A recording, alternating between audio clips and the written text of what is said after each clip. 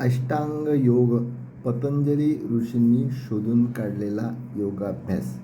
पतंजलीकृत योगाभ्यास अष्टांग योग. त्याच्यामध्ये 8 आयाम आहेत.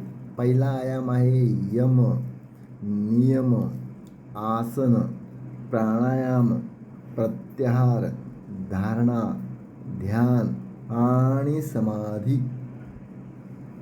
परत एकदा सांगतो. यम, नियम, आसन, प्राणायाम, प्रत्याहार, धारणा, ध्यान आणि समाधी या सर्व अंगाचा जर आपण नियमितपणे अभ्यास केला तर आपल्याला चांगला योगाभ्यास करण्याचं आपल्याला स्वास्थ्य मिळतं, पुण्य मिळतं.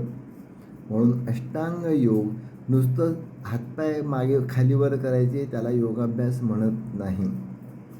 योगाभ्यास म्हणजे